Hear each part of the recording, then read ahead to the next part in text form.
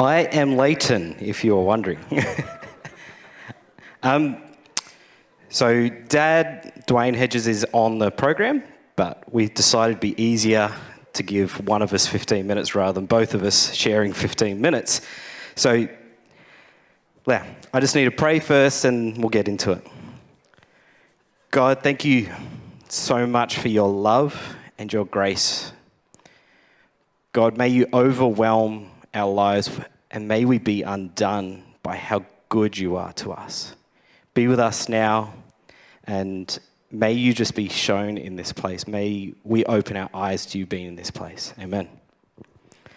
So as you heard, I've been a part of programs, a lot of different varieties of programs. I remember it started at church as I was clicking the PowerPoint, watching Dad's foot every time it tapped. All right, change.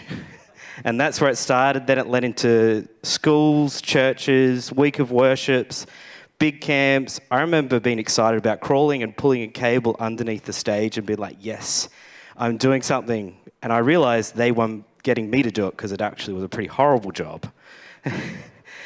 So have been involved with a lot of different programs and events, and it was just about putting lights on stage and setting it up and making it look cool. But as that journey's gone on, it's changed. My perspective of why we do what we do in these kind of spaces and the reasons we do it. So I'd like to just go through some of those things. When it comes to design and creating worship space, it's more of a worship experience. It has to come down to a couple things for me.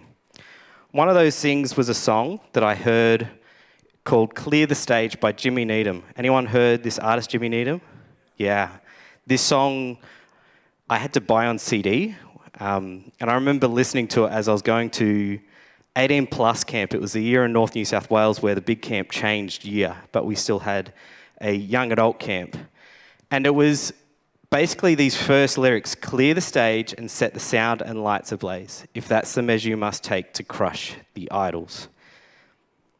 Jerk the pews and all the decorations too until the congregation few, then have revival. It goes on and it shares a bunch of other really cool things. But the other part of this song, does anyone know what the bridge is? It goes to the bridge. I'm letting you see the whole song. If you look it up, great song, great artist.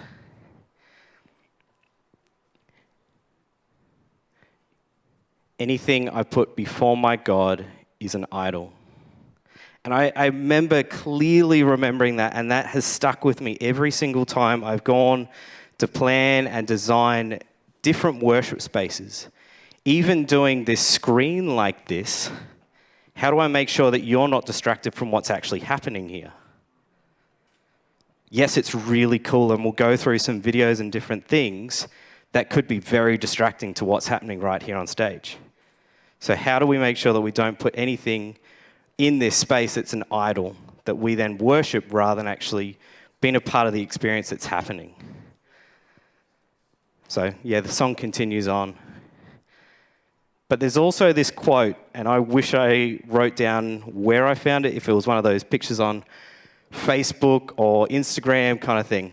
But it goes like this: good design and empathy go hand in hand. You know something has been well designed the second you experience it. That's because the designers have dived into the shoes of the end user and understand their needs at the deepest levels.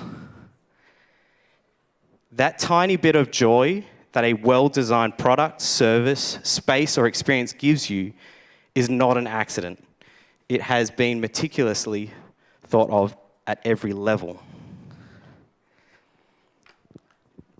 That word empathy in there really got me.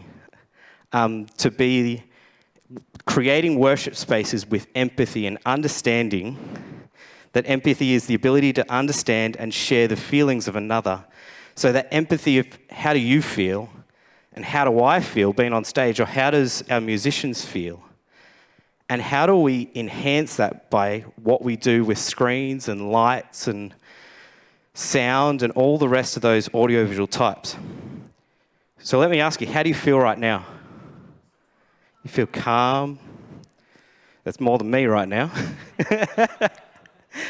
Calm, comfortable, joyful. All right. We're going to change it, and I've been wanting to do this for a while. Dad, can you turn the house lights on, and then you're going to turn all the lights off? No? How do you feel now? It's cold, it's sad. It's not homely. Ooh, I like that. All right, turn the spotlights on me. Give him a moment. There you go. I don't know about you, but no, turn the festoons off. Thank you. How do you feel now? Does it change anything how you feel? No, you still feel the same? I don't feel very nice because I am getting blinded. Turn the house lights off. Nice slow fade. You hear the beep? It's going.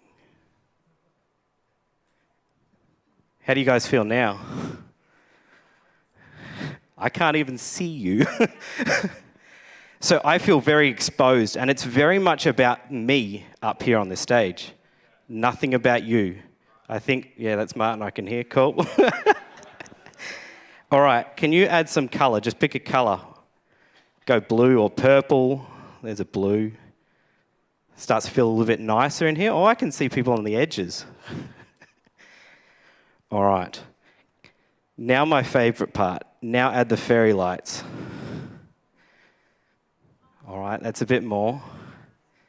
Let's add the festoons to, 50%? And then dim these, to 70%? Spotlights?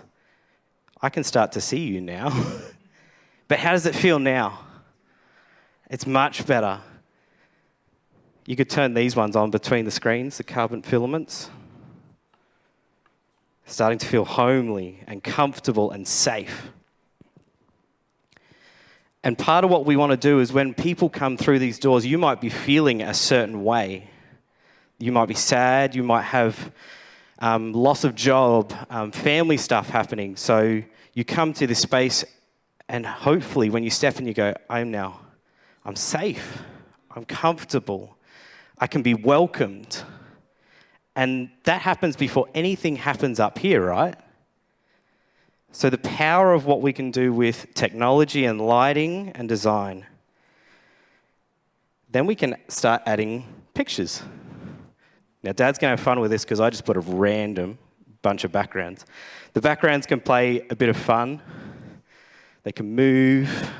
The fun part is everyone's been asking how these panels work. It's actually a 0.5 metre panel by 1 metre panel, and there's 28 of them here. So we can actually chop and change that. That one's a bit in your face. So how would you feel if someone was like praying or we're having a nice moment in worship and it's like, yes. So what we do and choose to do in this space of worship and design can really affect the way you guys feel, but also how you actually hear what's happening. And that's why we come, right? We come to hear the word and to experience community. I've gone through and just tried to pick an assortment of backgrounds for you to enjoy.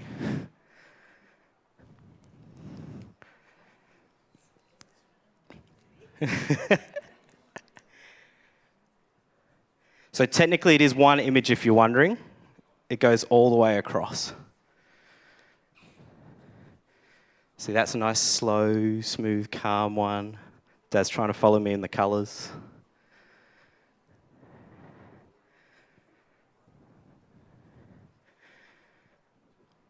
We could do a Daniel thing, couldn't we? Could do some serious Bible stories with this. Flame one. How about this one? I found this and I was like, whoa. Have that serious moment now. It's pretty hard, like even listening to me, you're like, what is going on? So this is more calming. This is actually somewhere I spent a fair bit of time and relaxing. This is Big Lake Youth Camp. So it's a pretty spectacular spot. I actually recorded a sunset one year. I'm just going to stand in a gap so you can watch it for a little moment. There's 2.5 hours of it. At one point, you won't see me, I actually jump off the end of the dock over that way. But see how the difference in what we actually present in this space can change the way we feel and connect. Nice blue, calming.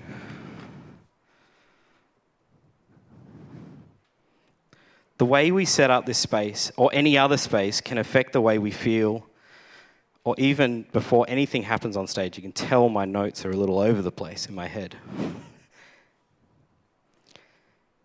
It's not to discredit what happens on stage or in the space, but when we have been intentional in our design for our stage and worship space, we can have life-changing experiences. And that's what I've found through what God's given me and the experiences and the privileges of doing lighting and visuals and sound stuff at programs. One of my favorite examples, I should have put the picture in, it was at Big Camp North New South Wales in the 18 plus tent. We built this pallet wall. It was 10 pallets wide by 4 pallets high. And yeah, all the slats were this way. This was OCD. One pallet actually was this way. It annoyed everyone that was OCD. But I put this light behind it, and Jeff Parker got a photo of this. We actually went to no light at all at a moment through our song service. And I think it was Man of Sorrows. Does anyone know that, like verse 4? See, the stone is rolled away. Behold the empty tomb.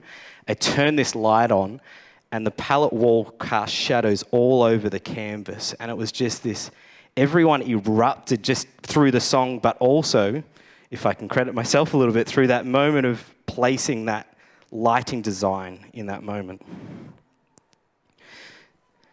So I want to encourage you, if you're stepping into spaces of being creative with lighting and stage decorations, just try something.